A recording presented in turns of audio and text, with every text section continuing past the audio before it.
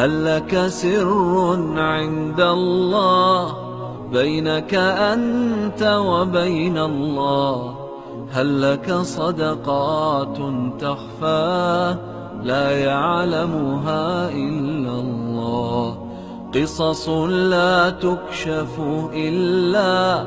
بكتابك حين ترى الله. ما أحراك بهذا أن يكبر قدرك عند الله.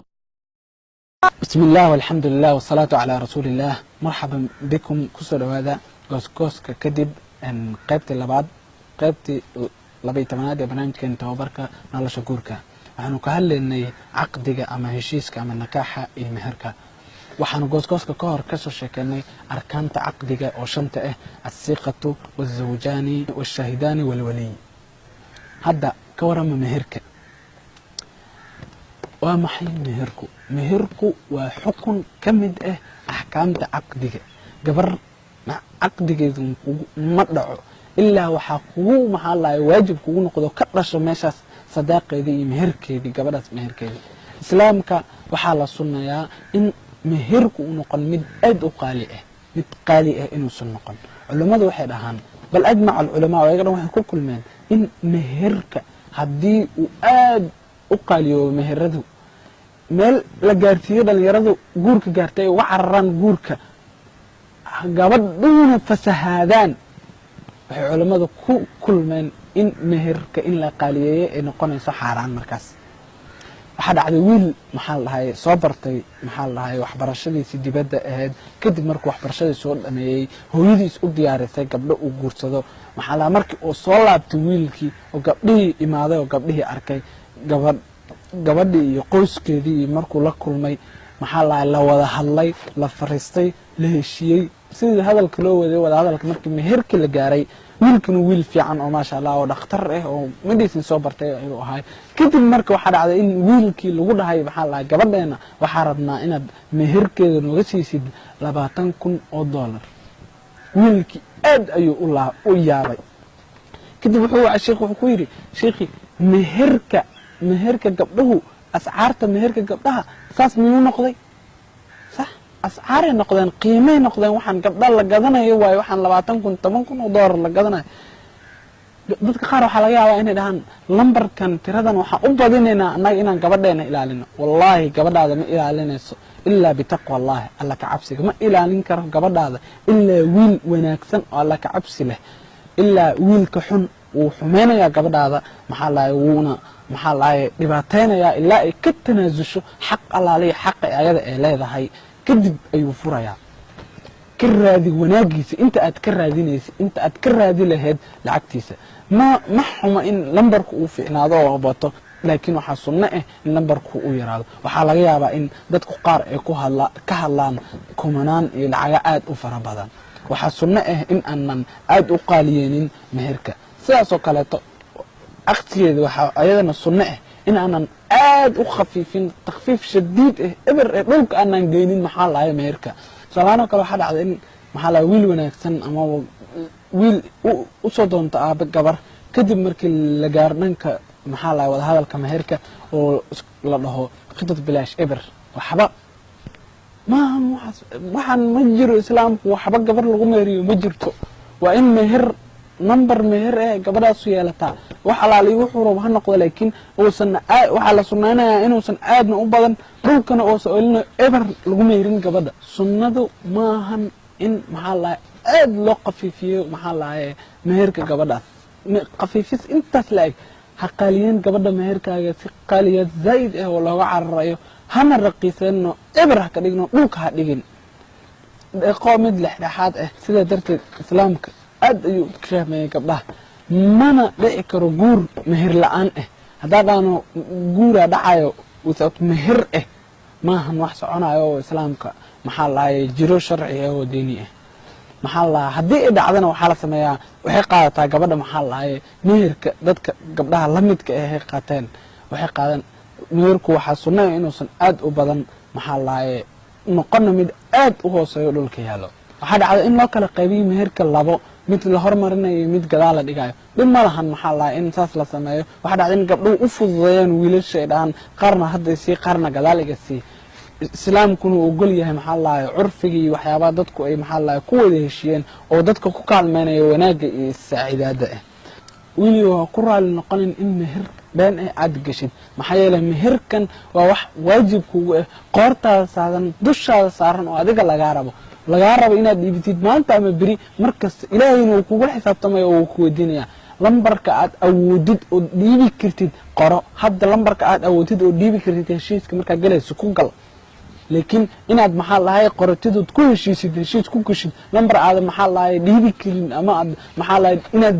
naadan in aad dhiibtaba ay rabin wax qalad waxa dhacdo in maxaa la dadku aad u bartaan inuusan ninku gabadha meherkeeda siinin ilaa uu ka dhinto ama uu furo hab dhaqankaas waa mid qalad ah sax maahan gabadhan waxay kugu leedahay waa xaq ay kugu leedahay meherkan inta ay taaba $50 $100 $500 $1000 wax alaale iyo waxay taaba waa meherka xaq waxa waaye gabadhu kugu leedahay adiga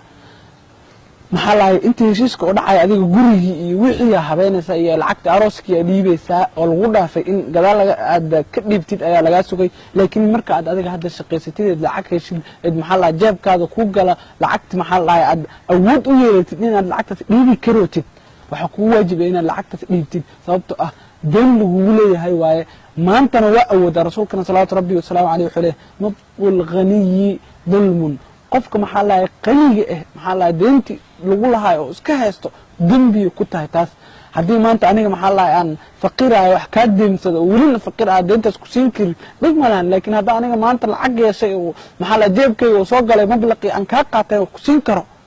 haddana aan ku siinin kugu dulmin jeebka iska haysto aan lacagtaada aan ku siin karo deenta ku siin karo dul waan ku dulmi aan sameeyo waay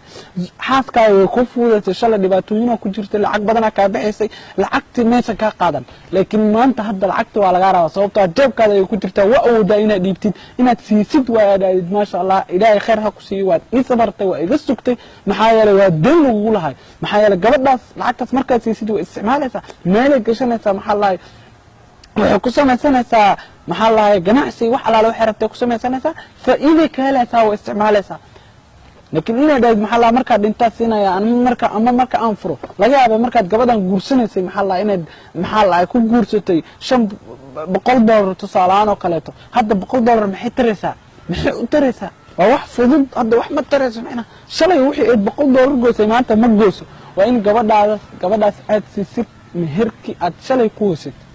ku heshiiseen waxa dhacday gabdhaha qaar in maxaa la hadii meherkii oo siiyo ninkii maxaa la qabay ee dhaan meel guurso rabta maxaa meherka ay siisay shardi maahan hadii xaqaagi oo ku siiyo in uu rabo inuu kula guursado xaqaagi way kan qaado adaa leh qaado asagana maxaa la xaqaagi ku siiyo ilaahay mahdi xalaal ayuu ku yahay xaq adiga aad leedahay mid labaad waxay tahay meherka waxa jiro meher la dhaho meherka qarsoon iyo meherka calanka muuqdo dadka maxaa la hortooda ka muuqdo sidee waxa dhacday in wiil oo ka soo doonto qoys gabadhi markii la heshiiyo oo maxaa la wada hadlo oo wax walba heshiiska ku saabsan maxaa lagu heshiiyo in maxaa la aabii oo dhaho meeqa ayaad meher dhiibi kartaa oday wiilku waxa laga yaabaa inuu dhaho aniga waxa dhiibi karaa maxaa la $1,000 hormaris iyo $1,000 labadaas kun oday marka waxa laga yaabaa inuu dhahaye tayib waa ku guleeshiyo amarkaas gabadha abeed waay laakiin dadka hortooda waa inaad ka dhahdid meherku waa 10,000 5,000 hormaris iyo 5,000 gadaal maris maxaa yeelay anaga waxa rabnaa dadka hortooda in laga sheego in qoyskeena ay qaateen 10,000 oo dollar maxaa laay meher ay u qaateen meher sir ah ani adiga dhexdeena ka dhacay waa $1,000 iyo $2,000 laakiin maxkamadda hortooda iyo dadka hortooda waxaad ka sheegaysaa in maxaa laay meherku uu yahay maxaa laay 10,000 labada meherkee dhacayo kee gabadha xaq u leedahay oo saxda ah culimada jamhuurkooda waxay dhahaan in al-mehra alladhi yaqtarinu bil aqdi huwa alladhi yaqa meherka maxaa sawaan bisirri aw bil alan han noqdo maxaa la mid qarsoon ama mid maxaa la marka koowaad ee adiga aad ku leedahay in mehri abeed aad ku leedahay gabadhaada igu mehri ala kitaabillahi maxaa la iyo sunnatu rasuulihi iyo meher intaas dhan kadibna ku dhawo kugu mehri meherka intaas dhan ee hadda aad sheegtay waa midka kugu waajibka ah meherkaas ha ahaado mid sir ah ama ha ahaado mid calan ah oo muuqdo lambarka aad sheegaysid ood ku sheegaysid heshiiska markaad heshiiska galaysid marka koowaad ee heshiiska aad galaysid dad qaar waxay sameeyaan laba caqdi laba heshiis mid sir ah oo hoos ayaga u qaas ah oo gaar ah iyo mid labaad oo maxaa la banaanka laga sameeyaa dadka dhan wada joogaan wax walba sidoo kale bay tahay amada amarku u yahay ama qaam ha noqoto ama qaas ha noqoto lambarka adiga aad heshiiska ku galaysid marka koowaad ee heshiiska aad galaysid waa lambarkaas lambarka adiga ku waajibka ah sir ha noqoto ama mid calaaniyo dadku wada ogyihiin ha noqoto walaalayaal taas waxay ahaayeen qadiyado aan uga hadlaynay caqdiga waxaan laaman nikaaxay meerka waxaan u naqaano waxaa dhici doonta insha allahu tacaala xalaqad kaleeto xalaqad saddexaad insha allahu tacaala oon uga hadli doono maxaa lahaye amaro kaleeto ayaguna ku saabsan caqdiga oo maxaa lahaye wiil kasta ama gabar kasta maxaa lahaye ee u habboonta in ay barato intaysan dhanka caqdiga aadin aysan caqdiga galin walaalayaal intaas waaye inta aan awoodnay inaan idiin faa'iideyno xalaqadan barnaamijkeeni tababarka nolosha guurka waanu kulmi doonaa insha allahu tacaala xalaqad kaleeto oo soo socoto ilaahay ayaan idinku amaansanaynaa wasalaamu calaykum